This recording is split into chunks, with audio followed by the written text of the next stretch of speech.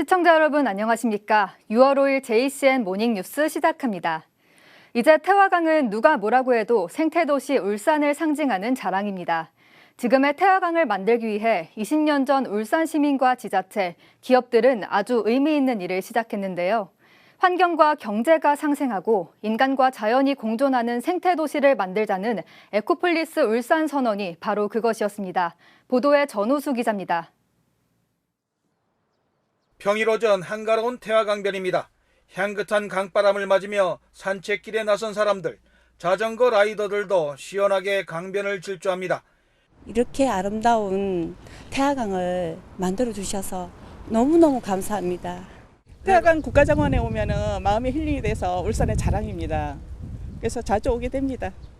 오늘과 같은 태화강의 풍경은 하루아침에 이루어지지 않았습니다. 이를 증명하듯 태화강 국가정원 심리대숲 초입에는 에코폴리스 울산선언 기념비가 있습니다.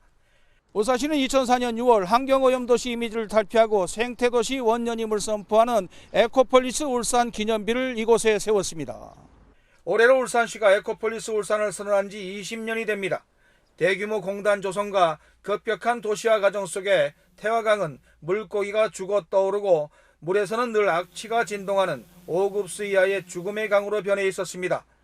이를 보다 못한 시민과 지자체, 기업이 하나가 됐습니다. 태화강 살리기 운동에 함께했고 범시민적인 생태회복 운동을 펼치자며 에코폴리스 울산을 선언했습니다. 그 결과 5급수 이하였던 수질은 1급수로 회복됐고 강에는 연어가, 심리대숲엔 여름 백로와 겨울 떼까마귀가 계절을 바꿔가며 찾기 시작했습니다. 에코폴리스 울산 선언을 통해 공해도시에서 생태도시로 바꿀 것을 다짐했고 결국 이루어냈습니다. 앞으로도 울산이 환경과 산업이 상생하는 지속가능한 녹색 환경도시가 되도록 최선을 다하겠습니다. 태화강은 해를 거듭하며 자랑스러운 경력들이 붙었습니다. 2003년에는 야생동물 보호구역에, 2008년엔 생태경관 보전지역으로 지정됐습니다. 이후 아름다운 하천, 한국관광 백선 등에도 선정됐고 2019년 7월에는 국내 두 번째 국가정원인 태화강 국가정원이라는 이름을 얻었습니다. 2021년에는 아시아 대양주 철새 이동 경로 네트워크 서식지로 등재됐고 올해는 유네스코로부터 생태수문학 시범유역으로 선정됐습니다. 환경부는 또 6월의 생태관광지로 태화강을 선정했습니다. 이런 명성에 힘입어 지난 한 해만 태화강을 찾은 관광객이 500만 명에 달합니다. JCN 뉴스 전우수입니다. 울산시가 중앙부처와 공공기관에서 근무 중인 울산연고자 70여 명을 대상으로 울산시정 설명회를 갖는 등 범정부 정책 네트워크 구축 강화에 나섰습니다. 울산시는 울산연고 중앙부처 공무원 네트워크를 활용해 울산시의 주요 정책에 대한 공감대를 형성하고 현안 사업 추진에 속도를 내기 위해 어제 세종시 코트야드 바이 메리어트 호텔에서 울산시정 설명회를 개최했습니다.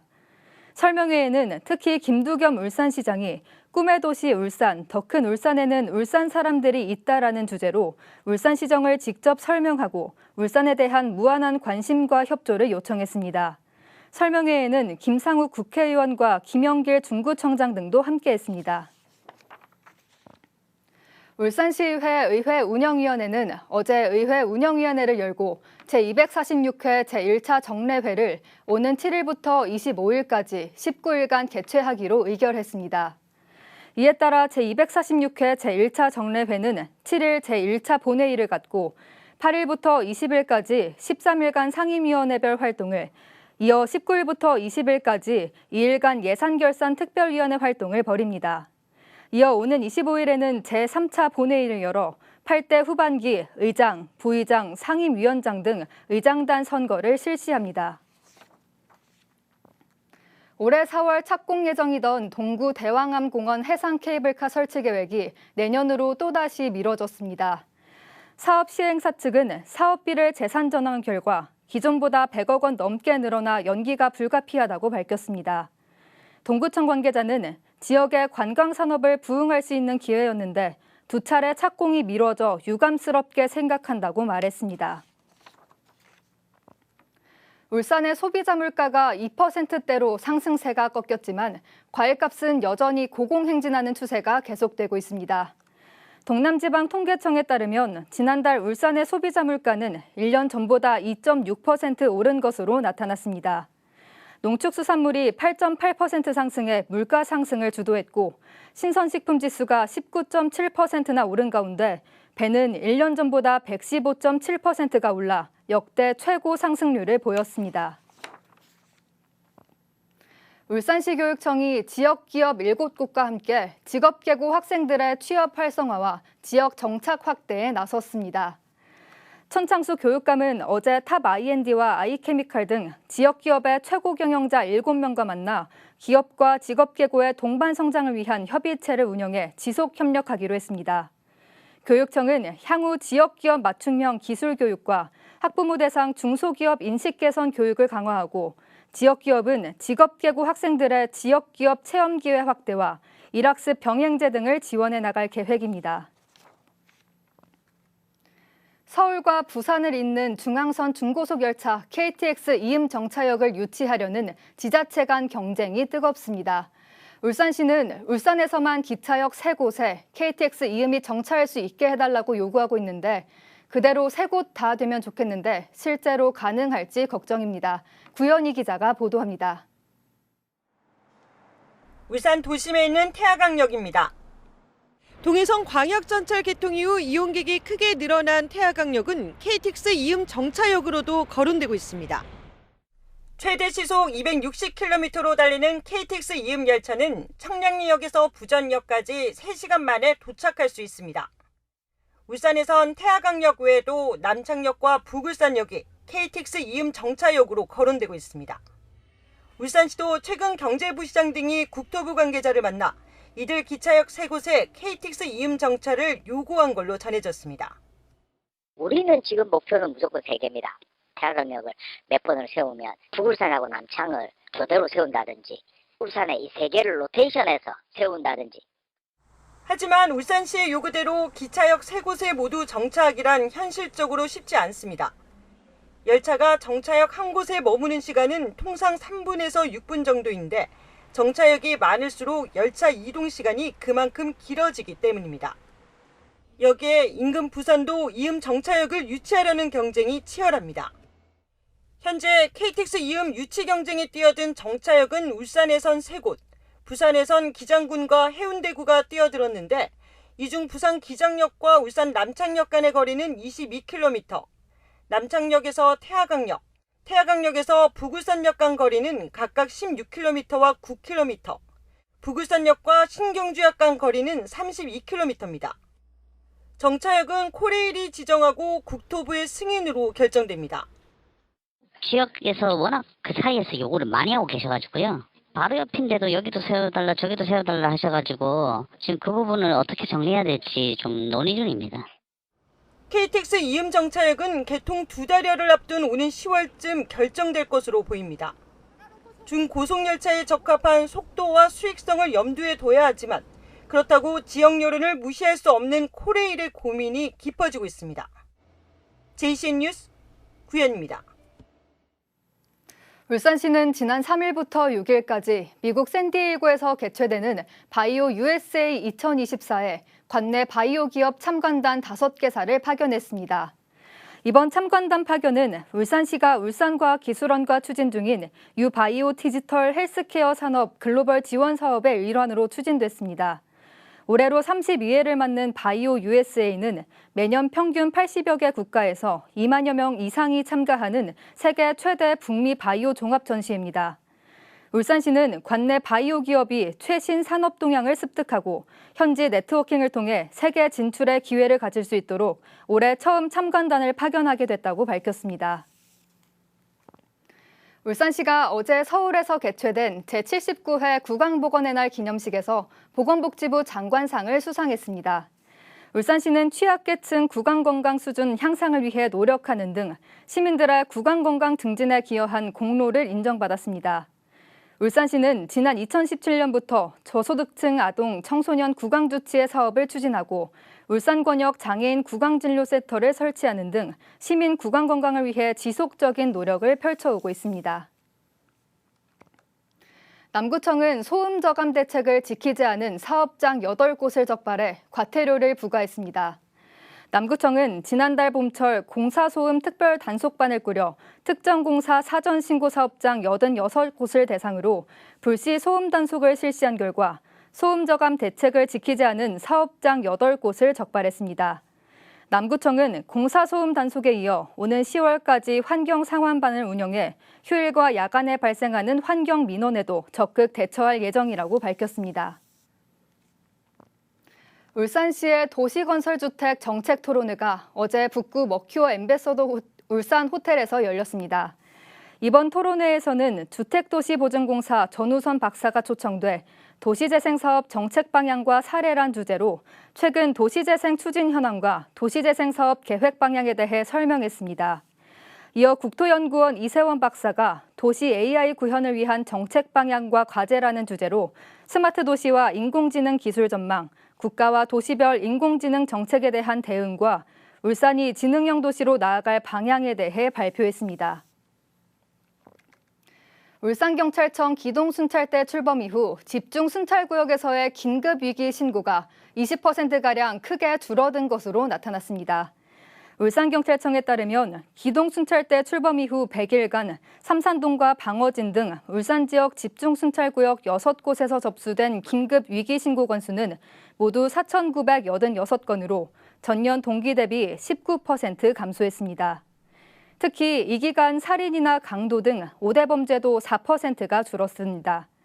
지난해 신림역과 서현역 사건 등 이상 동기 범죄가 잇따르면서 신설된 기동순찰대는 많은 인파가 몰리는 지역과 112 신고가 많은 지역을 중심으로 순찰 활동을 해오고 있습니다. HD 현대중공업 노사의 올해 임단협 상견례가 어제 열렸습니다. 이로써 현대차에 이어 HD 현대중공업까지 울산의 현대 양대 노사가 모두 올해 본격적인 교섭에 들어가게 됐는데요. 두 노사의 올해 임단협 쟁점은 무엇인지 박영훈 기자가 짚어봤습니다. HD 현대중공업 노사가 올해 임단협 상견례를 위해 한자리에 모였습니다. 노사가 노조 전임자 근로시간 면제제도, 이른바 타임오프제를 두고 갈등을 빚으면서 지난달 28일로 예정됐던 상견례가 한 차례 무산됐다가 이번에 다시 열린 겁니다. 서로 윈윈되는 그런 교섭이 되고 서로 간의 이익이 되는, 우리 조공원들도 생각하고 회사도 생각하는 그런 올해 교섭이 좀 잘 됐으면 그런 바람입니다. 생산에 좀 더 박차를 가해서 올해 조선산업이 호황이다 하는 것들 우리 국민 전체에게 보여주고 25년도에는 한층 더 나아가는 그런 노사관계가 됐으면 좋겠습니다. HD 현대중공업 노조는 기본급 15만 9,800원 인상과 임금 피크제 폐지, 성과급 산출 기준 변경 등의 내용이 담긴 요구안을 사측에 제출했습니다. 앞서 HD 현대중공업 노조는 지난해 임단협 교섭 과정에서 부분 파업에 들어가면서 1년 만에 무분규 타결이 결렬됐었습니다. 올해도 타임오프제 문제로 노사가 갈등을 겪고 있는 데다 노조가 사측의 CCTV 감시 등의 문제를 고발하면서 올해 교섭도 험로가 예상됩니다. 한편 현대차 노사도 앞서 지난달 23일 상견례를 시작으로 올해 임단협 교섭에 들어갔습니다. 현대차 노조는 기본급 15만 9천 원 인상과 전년도 순이익 30% 성과급 지급, 사실상 주 4.5일제인 금요일 4시간 근무제 도입을 요구했습니다. 현대차 노사는 지난해까지 5년 연속 무분규 타결을 이어오고 있지만 사측이 노조의 요구안을 그대로 수용하기 어렵다는 입장을 보이면서 이번에도 무분규 타결이 될 수 있을진 미지수입니다. 양대 노사의 올해 임단협이 본격적으로 시작되면서 지역 노동계의 관심도 집중되고 있습니다. JCN 뉴스 박영훈입니다. SK가스의 발전자 회사 울산 GPS가 가스터빈 2기를 가동하는 최초 점화에 성공해 통합 시운전에 돌입했습니다. 울산 GPS는 SK가스가 1조 4천억 원을 투자해 지난 2022년 3월 착공한 세계 최초 기가와트급 LNG, LPG 겸용 가스복합 발전소로 발전 용량은 원자력 발전소 1기와 맞먹는 수준입니다. 연간 생산 전용량은 280만 가구가 1년 동안 사용할 수 있는 규모로 울산 GPS는 연간 90에서 100만 톤 규모의 LNG를 LNG 터미널인 KET로부터 공급받아 올해 하반기 상업 가동할 계획입니다.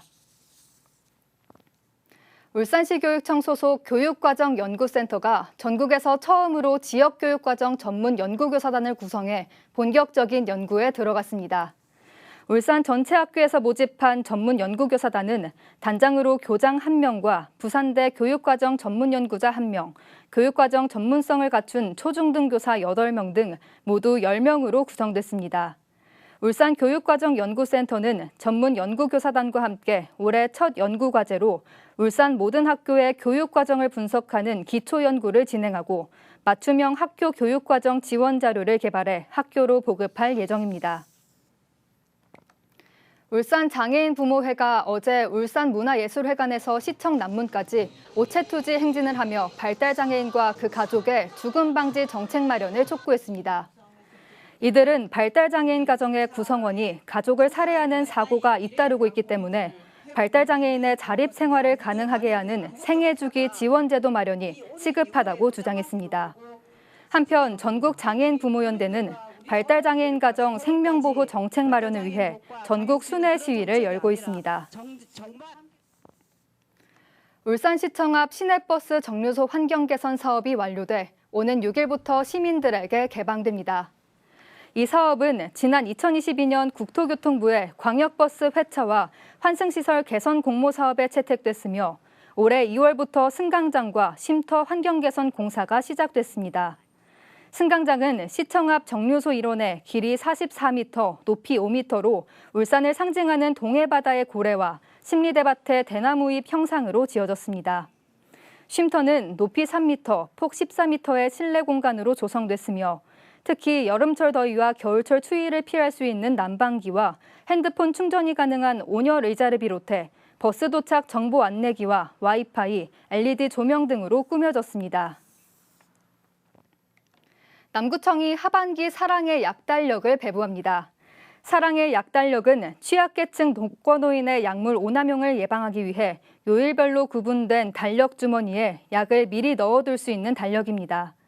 지난 상반기에는 대상자 1,000명에게 배부를 완료했으며 올 하반기에는 12월까지 1,000명을 대상으로 약 달력을 배부할 예정입니다. JCN 모닝뉴스를 마칩니다. 함께해 주신 여러분 고맙습니다.